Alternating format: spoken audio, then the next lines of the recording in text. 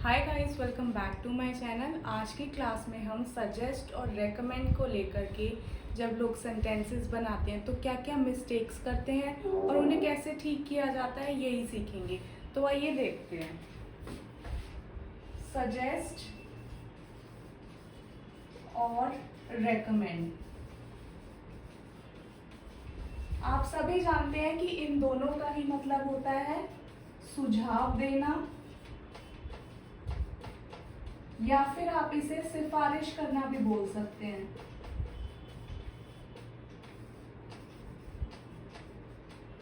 जब भी हम रेकमेंड और सजेस्ट को यूज करके सेंटेंस बनाते हैं तो हमें कुछ चीज़ों का ध्यान रखना होता है।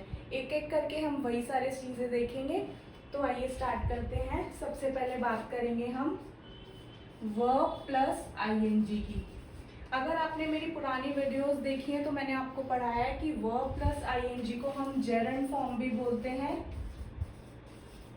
जेरंड क्या होता है, अगर आपको ये नहीं पता है तो आप मेरी प्रीवियस वीडियोस जाकर के देख सकते हैं, आपको वो टॉपिक क्लियर हो जाएगा। उसके बाद आप ये वीडियो देखेंगे तो आपको और ज़्यादा क्लियर होगा।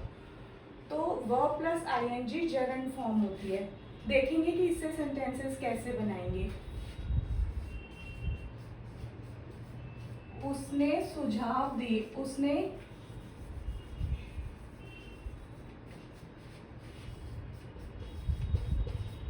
मंदिर जाने का सुझाव दिया।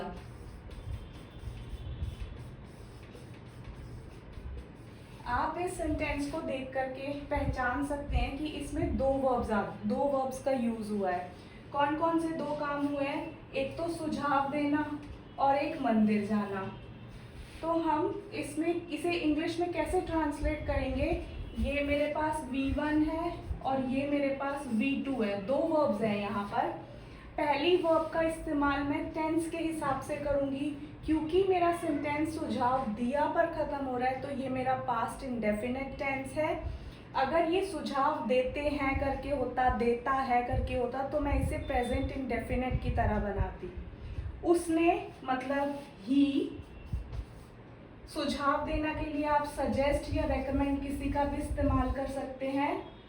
अगर ये प्रेजेंट इंडेफिनिट होता तो सिंगुलर सब्जेक्ट है, यहाँ पर एस या ईएस लगता, सजेस्ट बनता। लेकिन क्योंकि ये मेरा पास्ट इंडेफिनिट टेंस है तो मैं इसे ईडी लगाकर सेकंड फॉर्म ऑफ वर्ब बना दूंगी, ही सजेस्टेड। ये मेरी फर्स्ट वर्ब हो गई। अब है मंदिर जाना। मंदिर जाना के लिए हम गो का यूज करेंगे, लेकिन मैंने आपको यहाँ पर बताया है वर्ब प्लस आईएनजी, जो मेरी सेकंड वर्ब है वो आईएनजी फॉर्म में यहाँ यूज होगी, going to the temple.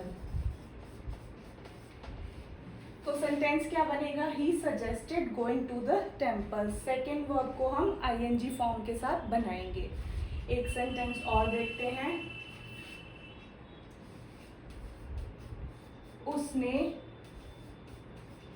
Dosa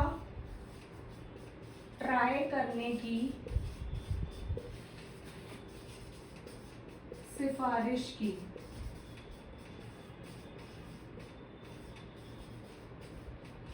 उसने डोसा ट्राई करने की सिफारिश की। शी सिफारिश की, ये भी मेरा पास्ट इंडेफिनिट टेंस है। इस बार मैं रेकमेंड का यूज करके बना रही हूँ सेंटेंस को। अगर ये मेरा प्रेजेंट इंडेफिनिट टेंस होता तो रेकमेंड्स बन जाता। क्योंकि ये मेरा पास्ट इंडेफिनिट टेंस है, ईडी लगाकर रेकमेंडेड बना देंगे। शी रेकमेंडेड ट्राई करना। अभी मैंने आपको ऊपर बताया था वर्ब प्लस आईएनजी फॉर्म का यूज करेंगे, trying the dosa. She recommended trying the dosa. दो सेंटेंसेस के आंसर आप लोग कमेंट सेक्शन में लिखेंगे। उसने मार्केट जाने का सुझाव दिया और उसने सूप ट्राई करने की सिफारिश की। आगे देखते हैं। अब हम बात करेंगे दैट क्लॉज की। What that clause says is,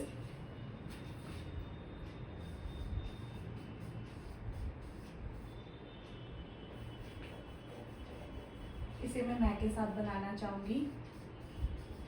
मैं सुझाव देता हूं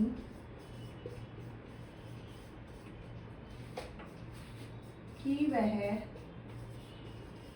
जल्दी स्कूल जाए। मैं सुझाव देता हूँ कि वह जल्दी स्कूल जाए। कैसे बनाएंगे इसे इंग्लिश में? मैं के लिए आई का यूज करेंगे, सुझाव देना, और यहाँ देखेंगे आप देता हूँ, ये प्रेजेंट इंडेफिनेट है इसलिए सजेस्ट बनेगा। यहाँ पर ईडी का यूज नहीं करेंगे, सुझाव दिया होता तो सजेस्टेड का यूज करते। आई के साथ हम एस या ई एस नहीं लगाते, इसलिए मैंने यहाँ पर एस या ई एस नहीं लगाया, आई सजेस्ट बनाया है। की के लिए दैट का यूज करेंगे, आई सजेस्ट दैट। वह के लिए ही का यूज करेंगे, स्कूल जाना, गो टू स्कूल अर्ली। आप देखेंगे कि जब मैंने आपको प्रेजेंट इंडेफिनिट टेंस पढ़ाए थे तो मैंने बताया था सिंगुलर सब्जेक्ट के साथ वर्ब में एस या ई एस लगता है। अगर हम इस सेंटेंस को नॉर्मल बनाएंगे, सजेस्ट या रेकमेंड का यूज नहीं करेंगे, तो ये बनेगा he goes to school early. पर क्योंकि मैंने यहाँ पर सजेस्ट और रेकमेंड का यूज किया है तो यहाँ पर एस या ई एस नहीं लगेगा, इर्रिस्पेक्टिव ऑफ द सब्जेक्ट। आपका सब्जेक्ट चाहे सिंगुलर हो चाहे प्लूरल हो, आपको हमेशा बेस फॉर्म ऑफ वर्ब का यूज करना है। बेस फॉर्म ऑफ वर्ब का यूज करके ही सेंटेंस को बनाना है। एक सेंटेंस और देखेंगे।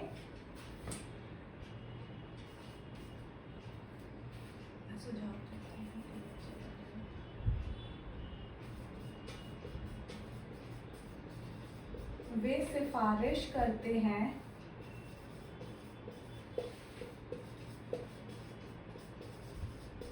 कि वह रोज दवाई ले। वे सिफारिश करते हैं कि वह रोज दवाई ले। वे के लिए आप दे का यूज करेंगे, सिफारिश करते हैं प्रेजेंट इंडेफिनेट, रेकमेंड का यूज करके बनाएंगे। आप सजेस्ट के साथ भी बना सकते हैं, दे सजेस्ट, दे रेकमेंड। ही के लिए दैट का यूज करेंगे, वह के लिए शी का यूज करेंगे। रोज दवाई ले, टेक मेडिसिन डेली। आप देखेंगे यहाँ पर भी शी मेरा सिंगुलर सब्जेक्ट है, मैंने टेक्स का यूज नहीं करा है, सिर्फ टेक आएगा। She take medicine daily. आपको इस चीज का ख्याल रख के इन सेंटेंसेस को बनाना है। अगर आप यहाँ पर गोज, यहाँ पर टेक्स लगा देंगे तो वो सेंटेंस गलत हो जाएगा। हमें बेस फॉर्म क्या होती है? ईट हो गई, वॉक हो गया, ड्रिंक हो गया, स्लीप हो गया, ये सब बेस फॉर्म ऑफ वर्ब है। इनका यूज करके रेकमेंड और सजेस्ट के साथ सेंटेंस को फॉर्म करना है, बनाना है। आगे चलते हैं। इसके बाद हम बात करते हैं दैट का यूज करके इन सेंटेंसेस को हम दैट के बाद में शुड प्लस वर्ब का यूज करके भी बना सकते हैं। आइए देखते हैं कैसे। मैं सुझाव देता हूं कि वह जल्दी स्कूल जाए। I suggest that he should के बाद वर्ब की फर्स्ट फॉर्म ही आती है, he should go to the school early. Next sentence देखते हैं। वे सिफारिश करते हैं कि वह रोज दवाई ले। They recommend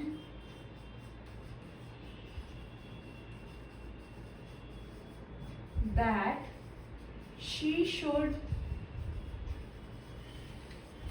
take medicine daily. They recommend that she should take medicine daily. दो सेंटेंसेस को आप कमेंट सेक्शन में लिख करके बताएंगे। मैं सुझाव देता हूं कि वह अब चला जाए। दोनों तरीके से बना करके बताएंगे कि दैट का यूज करके भी कैसे बनाएंगे और शुड का यूज करके भी कैसे बनाएंगे।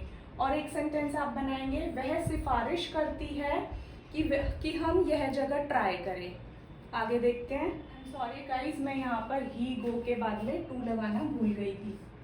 ये सेंटेंस बनेगा, I suggest that he go to the school early. Next हम बात करेंगे verb plus object plus to plus verb.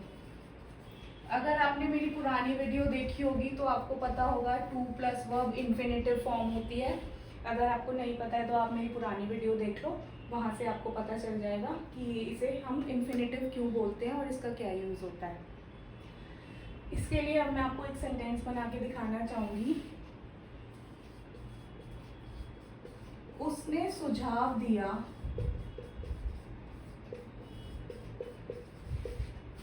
कि मैं जाऊं।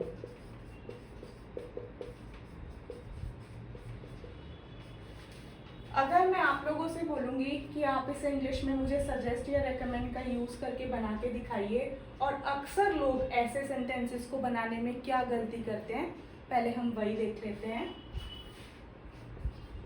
सुझाव दिया, second form of verb, suggested, he suggested me to गो।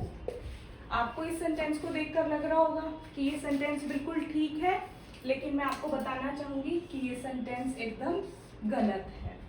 गलत क्यों है? सजेस्टेड के बाद में हम यहाँ पर कभी भी मी, हिज, हर, देयर्स या फिर देयर्स, इट्स का यूज नहीं करेंगे। हम यहाँ पर सब्जेक्टिव प्रोनाउन का यूज करेंगे। सब्जेक्टिव प्रोनाउन कौन कौन से होते हैं? He, she, it, I, you, we और दे, ये सारे मेरे सब्जेक्ट प्रोनाउन होते हैं। सब्जेक्ट प्रोनाउन का यूज हम सजेस्ट और रेकमेंड का यूज करके यहाँ पर बनाएंगे। तो इसे कैसे बनाएंगे? ही suggested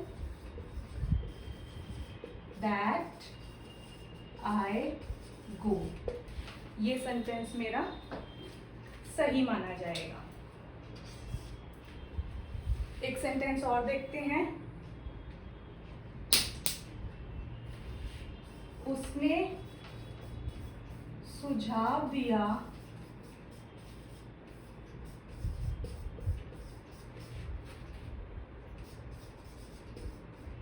कि मैं यह ट्राई करूं।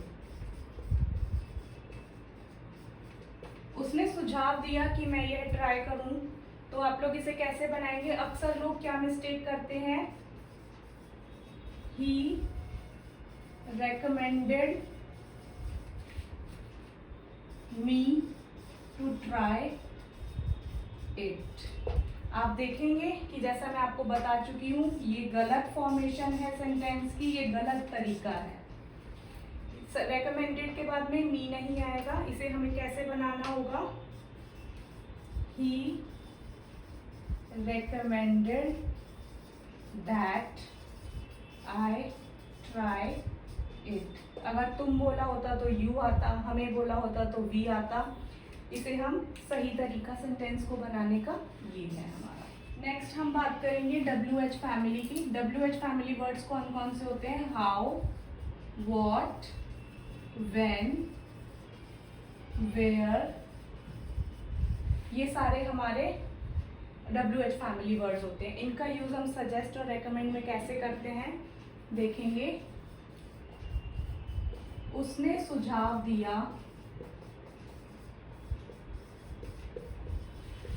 कि हमें कहाँ जाना चाहिए। कहाँ जाना चाहिए, इसे हम इंग्लिश में कैसे ट्रांसलेट करेंगे? उसने सुझाव दिया, ही सजेस्टेड,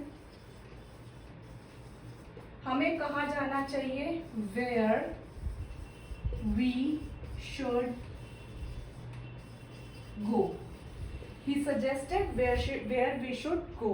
उसने सुझाव दिया कि हमें कहाँ जाना चाहिए। एक मैं आपको इंटेरोगेटिव सेंटेंस भी बता देती हूँ। इंटेरोगेटिव सेंटेंस को आप कैसे बनाएंगे? क्या आप बता सकते हैं कि मुझे आगे क्या पढ़ना चाहिए? क्या आप बता सकते हैं कि मुझे आगे क्या पढ़ना चाहिए? इसे कैसे बनाएंगे इंग्लिश में? क्या आप बता सकते हैं can you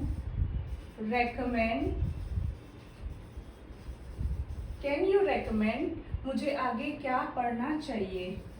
What I should read next. Can you recommend what I should read next? और इसे आप suggest का यूज भी करके बना सकते हैं. Can you suggest what I should read next? एक सेंटेंस का आंसर आप लोग कमेंट सेक्शन में लिखेंगे कि उसने सुझाव दिया कि यात्रा के दौरान हम कहाँ ठहरे. इसका आंसर आप लोग कमेंट सेक्शन में लिखेंगे. मैं उम्मीद करती हूँ वीडियो आपको हेल्पफुल लगी होगी. Don't forget to like, share and subscribe. Thank you for watching.